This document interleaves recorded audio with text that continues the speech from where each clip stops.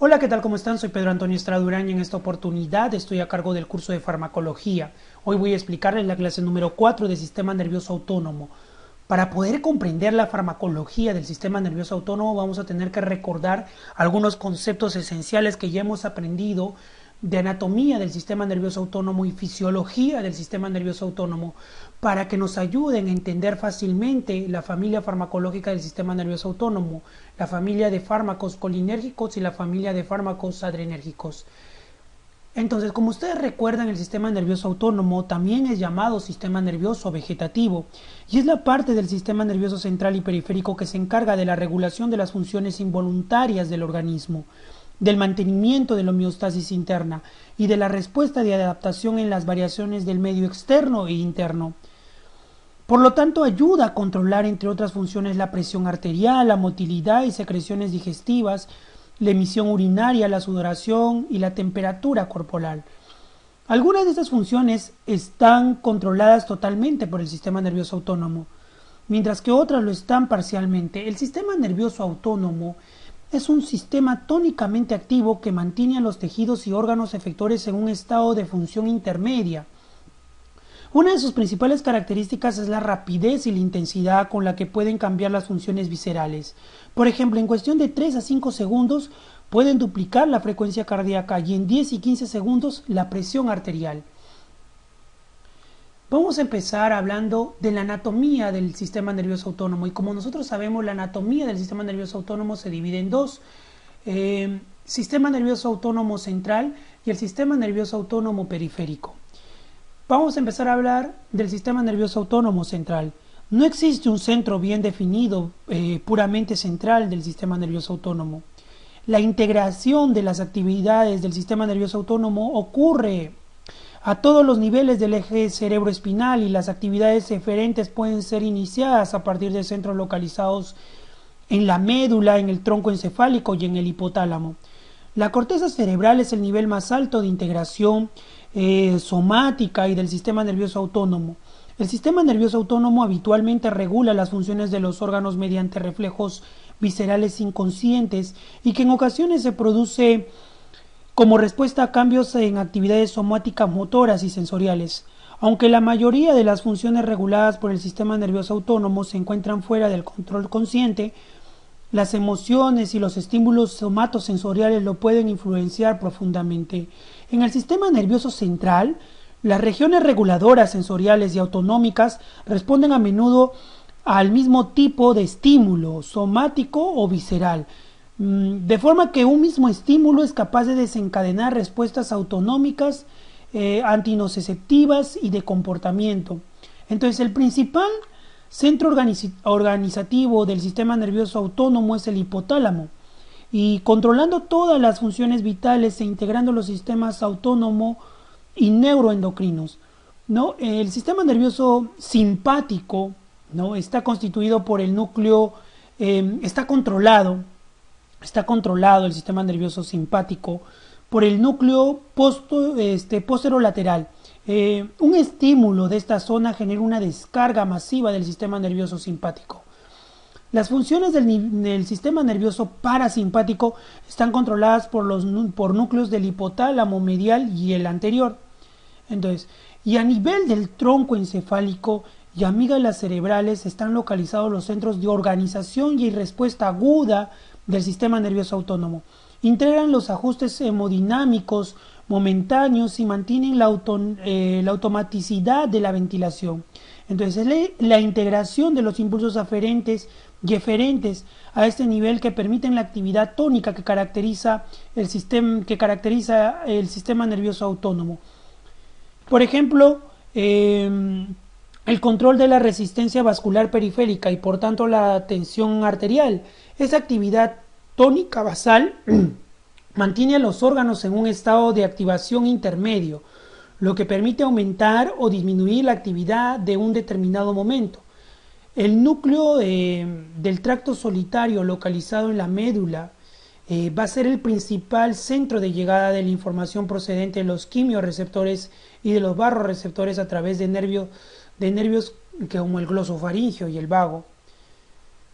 Ahora vamos a hablar de la otra división anatómica, que es el sistema nervioso anatómico periférico. El sistema nervioso autonómico, y teniendo en cuenta la anatomía, la fisiología y la farmacología del sistema nervioso autónomo periférico, clásicamente se ha dividido en dos partes, denominadas sistema nervioso simpático y el sistema nervioso parasimpático, ¿no? El sistema nervioso simpático adrenérgico y el sistema nervioso parasimpático colinérgico. Y los efectos sobre un mismo órgano son generalmente antagónicos, de tal manera que el resultado final dependerá del balance entre los dos. Las glándulas sudoríparas son una excepción, ya que solo tienen inervación simpática. Actualmente también se acepta una tercera división del sistema nervioso periférico. Aparte del simpático y aparte del parasimpático, tenemos el sistema nervioso autonómico entérico. El sistema nervioso autonómico o el sistema nervioso autónomo es un sistema fundamentalmente eferente. Y a pesar de que el componente aferente no es tan claramente identificable, las fibras aferentes constituyen el primer paso en los arcos reflejos, ya que ya se ha informado del dolor visceral o de cambios de la distensión vascular. Al igual que los nervios somáticos aferentes, las vías aferentes son unipolares y suelen acompañar a la mayoría de fibras eferentes. Los nervios simpáticos y parasimpáticos eferentes, en cambio, son bipolares, a diferencia de los nervios somáticos, que son unipolares, es decir, que están formados por dos neuronas. La neurona preganglionar, que es la mielinizada con velocidad de conducción rápida, y la postganglionar, que son no mielinizadas y de conducción lenta, ¿no? Entonces el sistema nervioso simpático,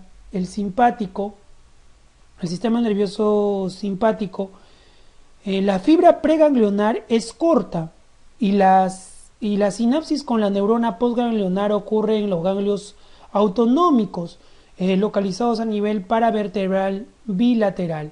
La fibra postganglionar es larga y acaba en el órgano efector distal. ¿Ya? Esta es la fibra postganglionar, ¿ven? Es larga y acaba ¿dónde?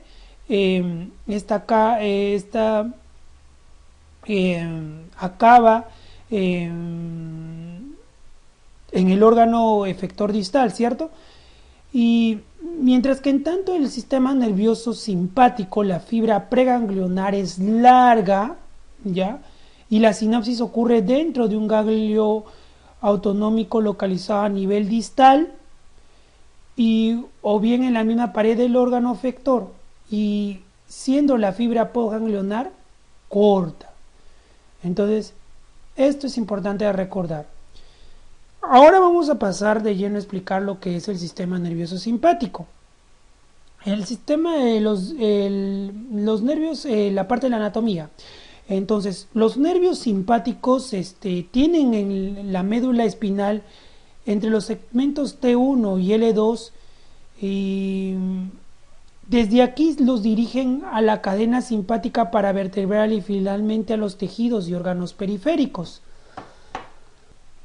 Entonces, los nervios simpáticos tienen origen en la médula espinal entre los segmentos T1 y L2. El cuerpo celular de las fibras preganglionares se localizan en el cuerno intermedio lateral de la médula espinal, que abandonan a través de la raíz anterior junto con las fibras motoras. Las fibras simpáticas preganglionares abandonan el nervio espinal inmediatamente después de que éste salga por el agujero de conjunción y constituyen las ramas comunicantes blancas mielinizadas que se dirigen hacia la cadena simpática paravertebral. Como pueden observar en el gráfico, la anatomía del sistema nervioso simpático. Cuando entran en la cadena ganglionar, las fibras simpáticas pueden seguir diferentes caminos. Pueden hacer sinapsis con las neuronas postganglionares del ganglio simpático del mismo nivel espinal, pueden dirigirse hacia arriba o abajo y hacer sinapsis a otros niveles de la cadena, o pueden recorrer distancias variables dentro de la cadena simpática y abandonar sin hacer sinapsis y llegando hasta uno de los ganglios simpáticos distales, donde realizan sinapsis con la neurona postganglionar. Y estos ganglios son impares y reciben el nombre de ganglios colaterales: el ganglio celíaco, el ganglio mesentérico superior, el ganglio mesentérico inferior. Y el cuerpo de la neurona postganglionar se localiza, por lo tanto, en los ganglios simpáticos, y desde aquí sus fibras se dirigen hasta el órgano efector. Sin embargo, algunas de ellas retornan desde los ganglios simpáticos paravertebrales hacia el nervio espinal a través de las ramas comunicantes grises, las amilínicas. Y estas fibras simpáticas que viajan con los nervios somáticos, aproximadamente un 8% de las fibras de los nervios somáticos son simpáticos, y se distribuyen a las glándulas sudoríparas, al músculo piloerector, también a los vasos sanguíneos de la piel y músculos también. Así, las fibras simpáticas no siempre siguen la misma distribución corporal que las fibras somáticas. Entonces, las fibras simpáticas originadas en T1 generalmente siguen la cadena simpática hacia la cabeza, y las de T2 van hacia el cuello, y de T3 a T6 se distribuyen al tórax, y de T7 a T11 al abdomen, y de T12 a L2 a las extremidades inferiores. Entonces, esta es una distribución aproximada y siempre se dan superposiciones. Prácticamente todos los órganos reciben inervación simpática, y la distribución de los nervios simpáticos para cada órgano va a depender de la posición en la que éste se encuentra originariamente en el embrión. Por ejemplo, el corazón recibe inervación procedente de la cadena simpática cervical, ya que es en el cuello donde tiene su origen embrionario. La cadena simpática cervical está constituida por fibras procedentes de T1 a T5 que dan lugar a 3 ganglios cervicales: el superior, el medio y el cérvico torácico. Entonces, el ganglio cérvico torácico o ganglio estrellado es la función del ganglio cervical inferior y el primer torácico, ¿cierto? Y es responsable de la inervación simpática de la cara, del cuello y de las extremidades superiores, del corazón y del pulmón. En el caso de la glándula suprarrenal o las glándulas suprarrenales, las fibras preganglionares llegan directamente hasta las células cromafines y de la médula suprarrenal, donde hacen sinapsis. Esas células derivan embriológicamente del tejido nervioso y se consideran neuronas postganglionares. Entonces, cada neurona preganglionar simpática puede hacer sinapsis con 20 a 30 neuronas postganglionares que se distribuyen por distintos órganos, y esto explica la respuesta difusa y masiva de la estimulación simpática en todo el organismo, respuesta que a su vez es aumentada por la liberación de adrenalina por la médula suprarrenal. Ahora vamos a pasar al sistema nervioso parasimpático. Las fibras nerviosas parasimpáticas tienen origen en el tronco encefálico, en los núcleos de los pares craneales 3, que es el oculomotor, en el 7, el facial, el 9, que es el glosofaringio, y el 10, que es el vago, y también en la médula sacra, entre el segundo y tercer nervio sacro, y a veces también entre el primer y el cuarto. Entonces, el nervio vago tiene la distribución más amplia de todo el sistema nervioso parasimpático, siendo responsable de más del 75% de la actividad parasimpática. Inerva al corazón, a los pulmones, al esófago, al estómago, al intestino delgado, a la mitad proximal del colon, al hígado, a la vesícula biliar, al páncreas y a parte alta de los uréteres. En la pared de estos órganos se localiza la neurona postganglionar. Entonces, las fibras del tercer par craneal van a los esfínteres pupilares, ¿no? Y músculos ciliares del ojo. Las del 7 par inervan a las glándulas lacrimales, submaxilares y de la mucosa nasal, y las del 9 van del noveno par van hasta la parótida. Y en estos casos la neurona postganglionar se localiza en los ganglios de los pares craneales, en las fibras sacras. Por ejemplo, en las fibras sacras procedentes sobre todo del segundo y del tercer nervio sacro, a veces también las del primer y cuarto, se reúnen para formar los nervios pélvicos, que se distribuyen por el colon descendente, el recto, la vejiga, porciones bajas de los uréteres y genitales externos. La relación entre la fibra pre y postganglionar es de 1 a 1 o de 1 a 3, de tal forma que una neurona preganglionar forma sinapsis con muy pocas neuronas postganglionares, lo que, asociado a la proximidad de la sinapsis, el órgano inervado, lleva a que la estimulación parasimpática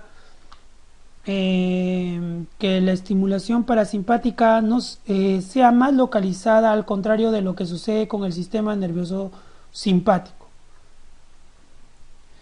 Ya, entonces eso sería el sistema nervioso parasimpático. Vamos a hablar un poquito acerca del sistema nervioso entérico, que hasta no hace muchos años este sistema no se reconocía como tal. Entonces, estructuralmente y desde el punto de vista neuroquímico, el sistema nervioso entérico tiene la particularidad de funcionar de manera independiente, y es por ello que incluso se le denomina el segundo cerebro.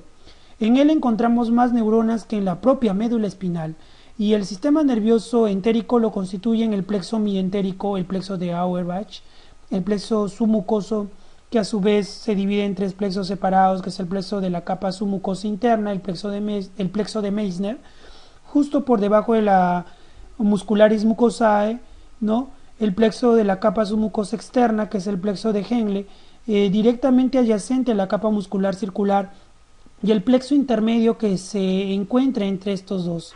Estos plexos constituyen una red compleja de microcircuitos conducidos por más neurotransmisores y neuromoduladores que los que pueden encontrarse en cualquier otra parte del sistema nervioso periférico, lo que permite llevar a cabo la mayoría de sus funciones en ausencia del control central. Así, por ejemplo, la digestión, el peritaltismo continúan después de una secreción medular completa, ya que por la pérdida de control parasimpático queda compensada con el tiempo por el incremento de la actividad del sistema nervioso entérico. Ahora vamos a pasar a hablar de un tema también importante dentro del sistema nervioso autonómico, que es la neurotransmisión del sistema nervioso autonómico. Entonces, la transmisión del estímulo excitatorio a través de la hendidura sináptica ocurre mediante la liberación de neurotransmisores. Los neurotransmisores del sistema nervioso simpático y parasimpático son fundamentalmente la noradrenalina y la acetilcolina. Las fibras secretoras de neurotransmisores, ¿no? Por ejemplo, las fibras secretoras de la noradrenalina se denominan adrenérgicas, y las que secretan la acetilcolina son las fibras colinérgicas. Todas las neuronas preganglionares, tanto las del sistema nervioso simpático como las del parasimpático, son colinérgicas. Las neuronas postganglionares del sistema nervioso parasimpático también son colinérgicas. Entonces, en cambio, las neuronas postganglionares simpáticas son adenérgicas y secretan noradrenalina, mientras excepto las que van a las glándulas sudoríparas y a una minoría de vasos sanguíneos que son colinérgicas. Entonces, las neuronas postganglionares de la médula suprarrenal secretan sobre todo adrenalina y muy poca cantidad de noradrenalina. Entonces, la dopamina también se considera un neurotransmisor adrenérgico, ya que es un precursor, ¿no? En la síntesis de la noradrenalina y de la adrenalina, aunque actúa sobre receptores diferentes, ¿no? Los neurotransmisores postganglionares interaccionan con los receptores de los diferentes órganos y de los diferentes órganos terminales, donde provocan una respuesta biológica. Aparte de la noradrenalina y de la acetilcolina, existe un gran número de diferentes neurotransmisores relacionados con la transmisión nerviosa y en el sistema nervioso autónomo. Como podemos ver acá en el gráfico, es una distribución de las neuronas adrenérgicas y colinérgicas en el sistema nervioso simpático y en el sistema nervioso parasimpático. Entonces, como dijimos, aparte de la noradrenalina, de la acetilcolina, hay un gran número de diferentes neurotransmisores, un gran número de diferentes neurotransmisores del sistema nervioso autonómico. Como podemos observar ahí, tenemos al óxido nítrico, ¿no? que su función a nivel del sistema nervioso autonómico parasimpático, más que todo es importante porque en la erección y en el vaciado gástrico, ¿no? y activa la guanilato ciclasa. Como pueden ver, esta es una lista larga de diferentes neurotransmisores, aparte de la noradrenalina y de la acetilcolina. Como recordarán, esto es parte de lo que hemos aprendido en fisiología, ¿no? Otros neurotransmisores importantes como el péptido intestinal vasoactivo, la adenosina trifosfato, el neuropéptido, la serotonina, la dopamina, la sustancia P, que son más importantes, ¿no? Porque la serotonina, por ejemplo, tiene neuronas entéricas y está relacionada con el peritaltismo, ¿no? La dopamina, que posibilita, ¿no? la mediación de la vasodilatación renal, entre otras de sus funciones, y la función, la sustancia P a nivel de los ganglios simpáticos y de las neuronas entéricas. Entonces, como pueden observar, hay una gran cantidad de neurotransmisores que están involucrados a nivel del sistema nervioso autonómico, y la secreción de neurotransmisores en las terminaciones nerviosas autonómicas, la transmisión sináptica en respuesta a un estímulo ocurre mediante la liberación de neurotransmisores en la hendidura sináptica a partir de las vesículas intracelulares por un proceso de exocitosis. Entonces los neurotransmisores difunden entonces a través de la hendidura sináptica, uniéndose a los receptores postsinápticos. Actualmente se conocen todos los detalles de este proceso y se sabe que existe un ciclo de las vesículas sinápticas en que las vesículas que contienen el neurotransmisor son fabricadas, almacenadas justo por detrás de la membrana sináptica, y entonces sufren exocitosis para vaciar el neurotransmisor en la hendidura sináptica. El control del movimiento de las vesículas sinápticas es muy preciso y está regulado por proteínas específicas, localizadas tanto en la membrana de la misma vesícula como en la membrana de la neurona. Este ciclo es extremadamente complejo, existiendo un grupo de gran número de vesículas en reserva y un grupo más pequeño. La liberación inmediata, localizada muy cerca de la membrana presináptica, la exocitosis ocurre cuando la membrana sináptica sufre una despolarización con apertura de los canales de calcio y entrada de este ion en la terminación presináptica. El calcio actúa sobre la vesícula de neurotransmisores y provoca la fusión de estas con la membrana, abriéndose al exterior y vaciando el contenido de neurotransmisor en la hendidura sináptica. Entonces, la liberación de neurotransmisores está influenciada por múltiples factores, pero hay dos mecanismos básicos. Por una parte está la influencia inhibitoria de otras neuronas cercanas. Por ejemplo, las neuronas simpáticas pueden inhibir la actividad de neuronas parasimpáticas cercanas y viceversa. Y recibiendo este tipo de interacción el nombre de interacción heterotrófica. Por otro lado, la membrana presináptica puede tener receptores para sus propios neurotransmisores, ¿no? Que son estimulados simultáneamente a los postsinápticos, inhibiendo la liberación de más neurotransmisores, denominadas las interacciones homotrópicas o feedback autoinhibitorio, ¿no? La velocidad de síntesis de neurotransmisores depende de la necesidad y por ende del grado de actividad del sistema nervioso autónomo y está regulada por mecanismos de feedback local. Las terminaciones postganglionares del sistema nervioso simpático y parasimpático son anatómicamente y fisiológicamente similares. Presentan múltiples ramificaciones que constituyen los plexos efectores terminales que envuelven o rozan la unidad efectora. Entonces vamos a seguir hablando acerca de la síntesis de neurotransmisores en la siguiente parte de la clase.